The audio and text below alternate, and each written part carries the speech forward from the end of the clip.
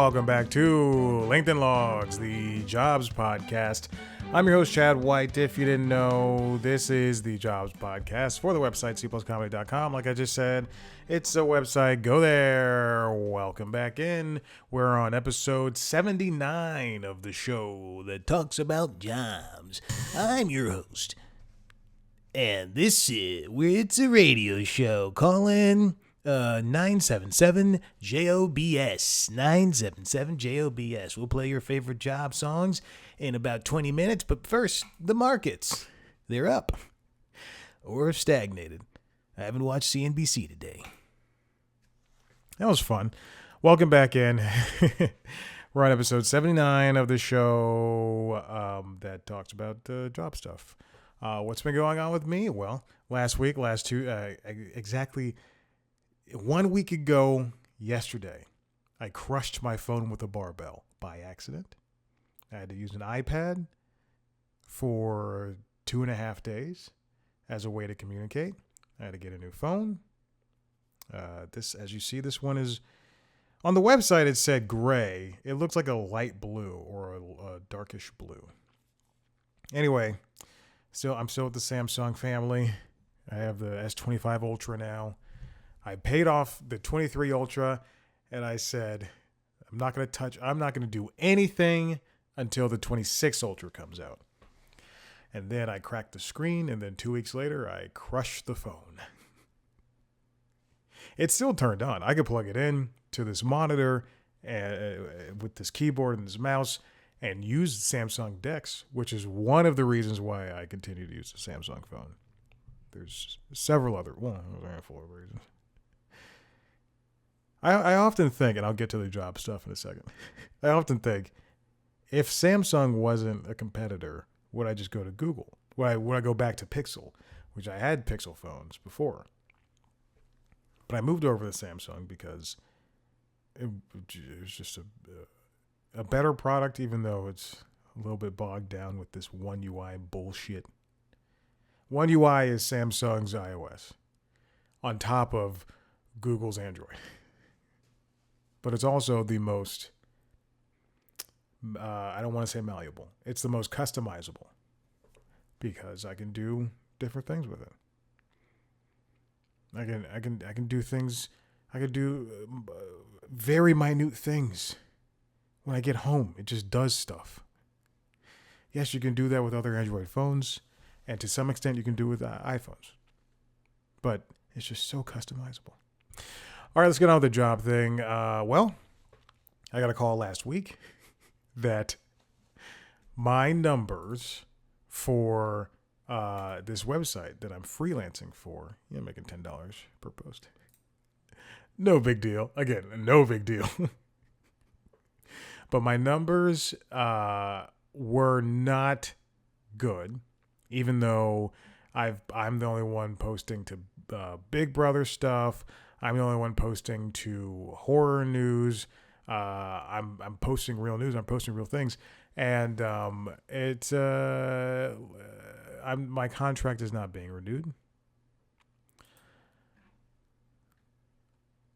And it's so interesting because I went out of my way to, quite frankly, write more than I had to.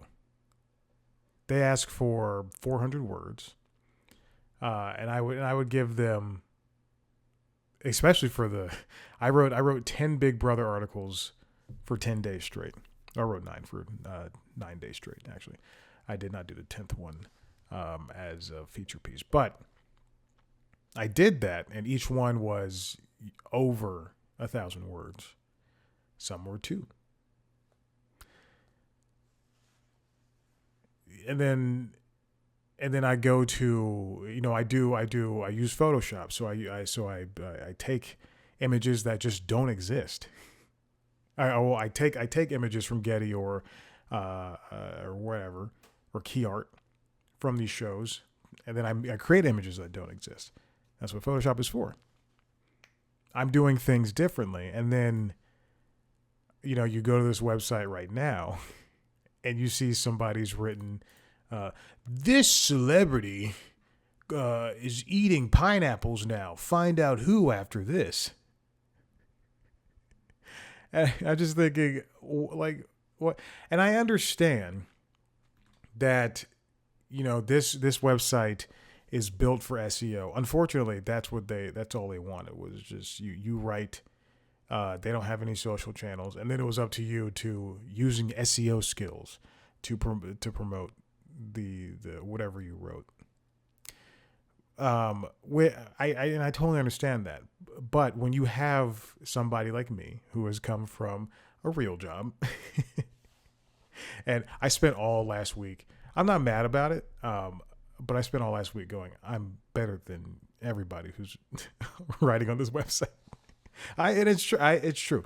It's true. I'm not saying more is better, but the quality is better because I don't spend time writing in first person for a news story and stretching out 100 words into 500 words just to meet a quota. Doesn't make sense. Another reason why I say I'm better is they sent multiple emails to all of their contributors saying they need to source their photos. These people aren't even sourcing photos. We can't use screenshots. Fine. You can't. You can't. You have to find the photos on Getty or the Key Art or whatever. And hey, look, I come from that world. I understand. But these people that they're hiring aren't even sourcing photos. And they're writing about Love Island or The Bachelor. And they're writing, 50-word stories and linking to Instagram. Meanwhile, I'm over here reaching out via email, writing things and sourcing them. And yeah, so what? My articles about the history of Big Brother, or Big Brother around the world, or the what else have I written about? I don't know where bullshit I pitched so much stuff and I just did it. Let's see. I wrote about Parvati Shallow from Survivor, her new book. I wrote about. Let's see. I'm trying to find something. Also, they changed one of my headlines, and it really pisses me the fuck off. Let's see. And I also played the games. I wrote about Shonda Rhimes and Shondaland and how they celebrated 20 years of drama and TV character. I wrote about just entertainment news stuff. One of the articles that they changed, for the past couple of weeks, I would say. I'd say for the past month and a half, I've been doing every Friday, just as a way to boost my article count. Because again, they'll pay you $10 per post, but then they pay you if you meet a quota. If you meet one quota, and then if you meet another quota, and the second quota, I'll say it, is so stupid. It's so goddamn stupid. They want 79 articles, 80 articles. And then you get paid an extra $5 per article. And then you might say, "Oh, that's you. It's easy." No, it's not. That would mean you'd have to be writing. Secondly, people aren't even writing 80 articles per week. There's not even a total of people writing 80 articles per week. But you'd have to be writing an insane amount, and it have to be worthy of putting on the website. Because what I have found out is that they delete things. Also, it can't be too sad. They don't write about death. They write about people who have passed and people who are being celebrated after they've passed. But anyway, I've been writing a music thing and a TV and movie thing every week. Just music. Here's new music out. I listen to the thing. I listen to the albums and the records. This is what you should be paying attention to. Whatever. I just pick and choose stuff. On the week of July 4th, I pre-wrote mine because there wasn't going to be anything coming out on July 4th, which was a Friday, with the exception of Kesha's Period, as well as the Jurassic World Rebirth soundtrack. After seeing F1 and listening to that soundtrack, I just, come on. That any soundtrack can be good. And I wrote, and usually I try to keep what is in, like, for one article, the like whatever is in the thing. I'm just teasing it. President John Cena, Immortal Charlize Theron, and dinosaurs. What to watch this July 4th weekend? Boom, great. For the Kesha Jurassic World one, I wrote something along the lines of Kesha's new. This is not it, but like Kesha returns with new album, and Jurassic World, soundtrack. I write the thing, I put it out, on Friday. It releases on Friday. I don't pay attention to my email until Monday. Monday I check, and I have no message sent to me, but I check to see if everything is posted like Saturday. I check, make sure things that were scheduled for Friday have posted, and I check, and the title had been changed to Kesha Makes Mega Drop. I would never in my entire life write some shit like that. I don't write like that. In fact, some of the Big Brother things that I wrote about in my 9-day journey, I wasn't even a fan of writing like that. Most bitter Big Brother juries of all time. I'm not a fan of doing that, but at least that is more directed than Kesha Makes Mega Drop. Jesus Christ.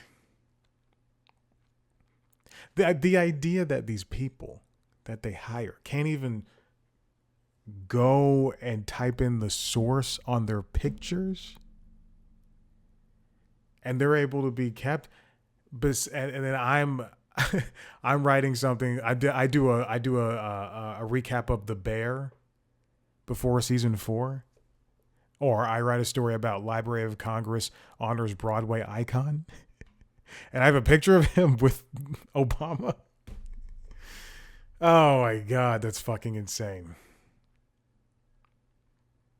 Yesterday, I saw that I knew this was going to be a big story. So yesterday, I knew that the Emmy nominations were coming out. I forgot where the camera was.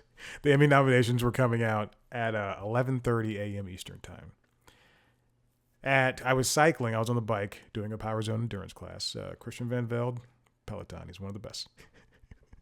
But I was doing the class, and I knew that CBS Mornings was going to get 2 of those nominations to announcements at like 8:30. So I watched, and also since I've gotten this new phone, I've really been picking and choosing what gets access. I had to delete some apps that I just knew I wasn't going to open again. I changed up folders and everything, but also in my email, I reverted back. Since I got the phone, I knew my contract was not going to get renewed. I just didn't attach the work email, the heavy email. Oh shit, I shouldn't have said the company. I don't give a fuck. The heavy email to my Gmail account anymore. So I figured, okay, someone's going to get these Emmy nomination stories, and then I take a shower, I eat, I take a shower, I take Maverick to the dog park, which really stunk because they were doing cutting the grass, so we couldn't go in. But we come back home, and I sit down at the computer, and then I open up my email, I open up C Plus Comedy's email, and then I open up the heavy email. I should really stop saying the name of the company. I don't care. I don't. Go to my muck rack. You can see everything I've written. And not a single person. In fact, they're talking about, some inane bullshit. Not a single person on any thread has said, I'm going to get the Emmy nominations. And at this point it's like 10:30, and I'm going, all right, well, I don't feel like doing the Emmy nominations because I did the Tonys, I did the daytime Emmys, and those did not really get traction. 11:30 hits, no one has said anything. And then the Emmys are they're done announcing the nominations by like noon. And again, no one has said anything. And I go, I guess I'll take the Emmys. I head over to the Television Academy website, and they've thankfully provided a wonderful press kit with, the first timers, nominations by network, but they didn't give all the total numbers and everything. So I had to do some counting. And a lot of it's miscounted. And then they have the nomination. So I decided, and a lot of other stuff. So I decided, hey, I'm going to write 3 articles and then be done by 1:30.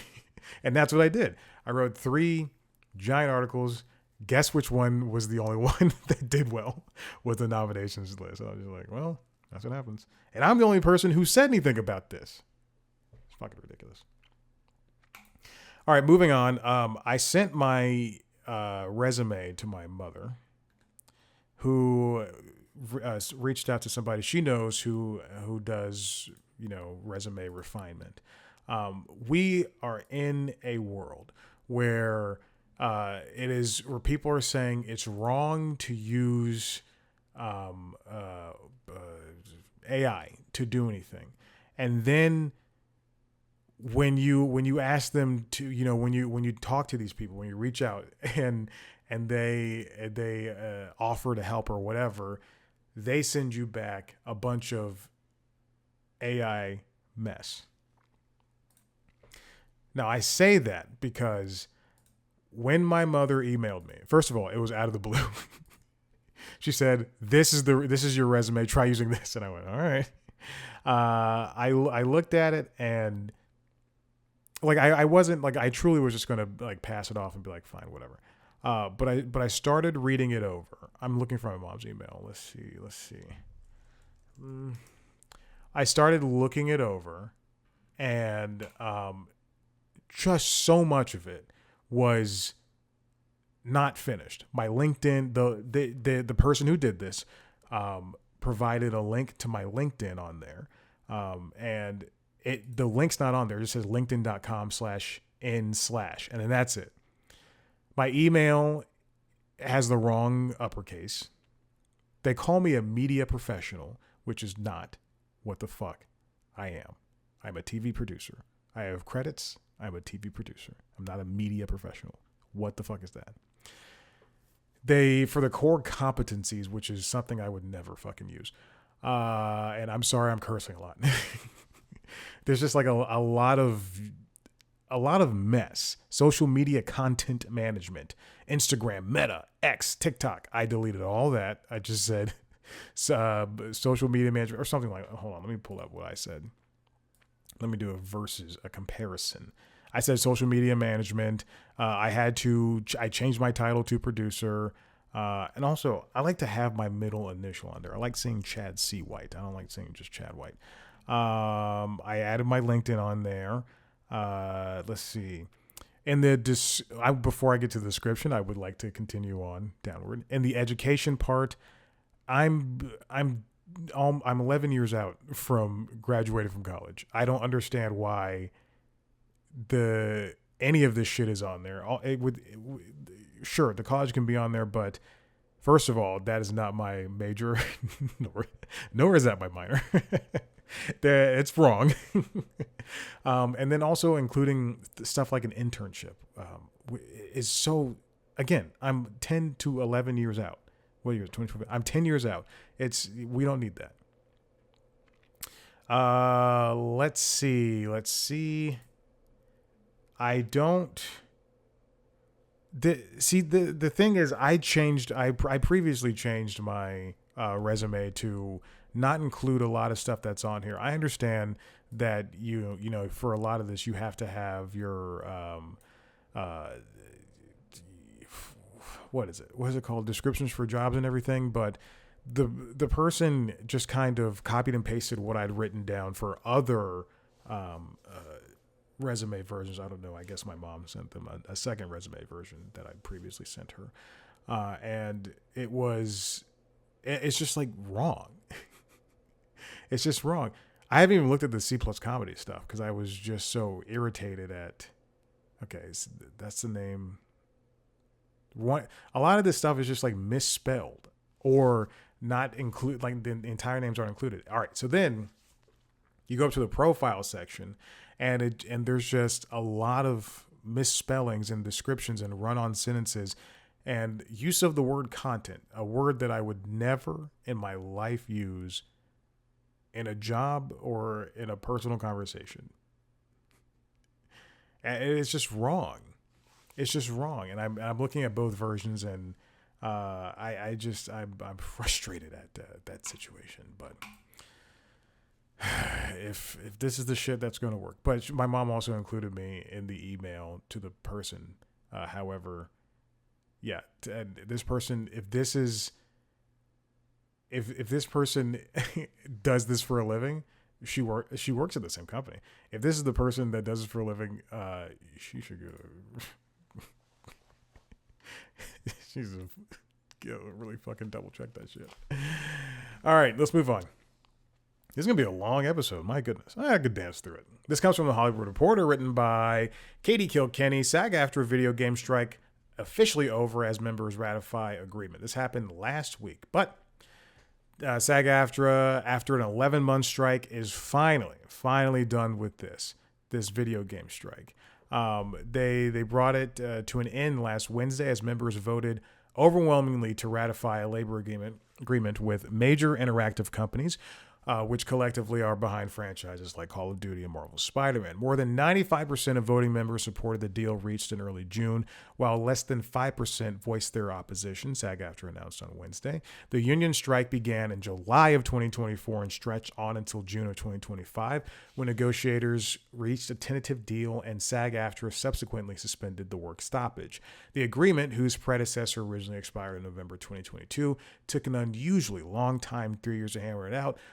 There's the reason I can only guess as to why the strike didn't really happen until last year, as opposed to November 2022, is just because people were in the midst of recording and we're 2 years out of a pandemic and they couldn't afford to strike. Now everybody can actually go back to performing, and they're going to enjoy meaningful gains such as AI protections, which is wonderful. Again, the video game, I would say video game performers are probably some of the most mistreated, and or underpaid when it comes to the entertainment media. In terms of performers, they're probably with Broadway stars who aren't stars, Broadway people who aren't stars, and who else would not be paid very well? Musicians on touring their first record, because you're in the industry, but you're not in it. During the strike, performance capture and voice actors ceased working for household names like Activision, Electronic Arts, Insomniac Games. Disney character voices for Mosa Interactive, WB Games, Take-Two Productions, Blind Light, and Llama Productions were also subject to the labor action. In the same way that people had to stop acting for, the movie studios or TV and television studios when actors were on strike. Now, again, this strike was to stop performers from being exploited, i.e. not being paid well and being used like tools, and then to stop them from being undercut by AI. They reached an agreement, both sides, on 24 out of 25 proposals when SAG-AFTRA decided to walk away from the table on July 2024, with AI providing the breaking point. The deal offers lengthy terms aimed at requiring companies to gain consent from union performers before creating digital replicas of their image or voice and compensating those actors for the time expended to create them. During a strike, the agreement allows members to pause their consent. Wow. So that means if there's another strike in 3 years, then the actors, if they still want to get paid, they can say, hey, you're making Horizon Forbidden East, Forbidden South, and I'll allow you to use my image and likeness to do the work that you need to do. But I doubt that will happen. But you still get paid. I mean, that's the odds and ends of it. Financially, the agreement provides a sweetener for ratification, with all wages immediately being raised 15.17%, upon union members approving the deal. The contract then offers wage increases of 3% for each year of the contract. The contract additionally institutes 5-minute rest periods for performers in front of the camera after each hour of work, and raises, they didn't have rest periods? Jesus Christ. 5 minutes. That's for like performance capture. For if, I'm thinking of, let's go back to Insomniac games, the Spider-Man game or the Infamous games. They would put on, these suits, and then they put on, little dots all over their face and everything, and cameras in front of their face for motion capture, and it'll capture all their facial tics and everything when they're acting and delivering lines as these characters and their movements. And they would, it's taxing work. It's acting on top of, keeping in mind that, people are going to be playing this character. So I don't know. It's crazy, man. But the idea that they didn't get breaks, you should get a break every hour. That's insane. There shouldn't be like, hey, we're going to get 5 minutes. Anyway. And raises employers' health and retirement contribution rates from 16.5 to 17.5% by October 2026. I'm more interested in the immediate pay rate wage raises, because that's happened in pretty much every single new ratified contract for the past year that has been finally ratified. Which is great. But these video game companies, Activision, Microsoft, Sony is not, people, if something happens at Microsoft, people are like, this is what happens. They're going to be dead in 2 years. And then Sony does the same thing, and people are like, they're the leader. They're doing a good job. This is, video games coverage is just so piss poor. And I've yet to find somebody who does it well. A company that does it well. Consistently. But these companies, and Nintendo, everybody, they all make so much money. Call of Duty is the biggest game in the world. FIFA is huge. Pokemon is giant. Horizon is big. Astrobot World, all these games. Donkey Kong Bonanza is going to be giant for Nintendo Switch 2. And yet these companies don't want to relinquish funds, high-paying funds, to the people that make their games, whether they're ones who actually make it, the programmers, the testers, all that stuff, the producers, the directors, and even still those directors and the high-ranking producers will be making a lot of money. Or if they're the actors, the voice actors, the background artists doing the things, it's providing additional voices, the musicians, all that stuff, designers. It's crazy. Everybody should be paid. It shouldn't. You're already milking gamers for now $80 games, And if Grand Theft Auto comes out, GTA 6 comes out next year at $100, then there's no excuse as to why you should not be paying people well. Moving on. This final piece comes from Associated Press, written by Cheyenne Mumphrey and Lindley Sanders. I thought it was a really interesting headline, and so we'll follow up with it. But most teens, and girls especially, see college as key to jobs and life skills, AP NORC poll says. Now, this they follow some teens in Phoenix, Arizona for this piece, but it was a very interesting thing nonetheless. Overall, about 6 in 1 teens say it's extremely or very important to them to graduate from college, according to the survey from the Associated Press NORC Center for Public Affairs Research, which was conducted this spring among teenagers between the ages of 13 and 17. That compares to about 4 in 10 adults who said the same in a Chicago Harris AP/AP NORC poll from 2022. The survey also found that many teens think it will be harder for them to achieve major life milestones like owning a home, raising a family, or reaching a good standard of living than it was for their parents. The 6 in 10 is important because, again, if you look back at that Chicago Harris poll from 2022, it was just 4 in 10. We're at a point where people we were at a point where people were saying, why go to college? Why pay for an extra set of school, extra couple years of school, and when you have to pay all that money back? Well, it's because it opens up a wealth of opportunity for you. Now, you don't have to go to Princeton. You don't have to go to University of Tennessee, Chattanooga. You don't have to go to UGA. But it is important, I view, and I think a lot of people would agree with me, especially these six out of these 10 teens. Some pretty cool fucking teens. It's so stupid. But it is important to get a continuing education, because it will, again, open up doors for jobs. If you go to a trade school and you take 6 months of plumber or electrician courses, that will help you become a plumber or electrician.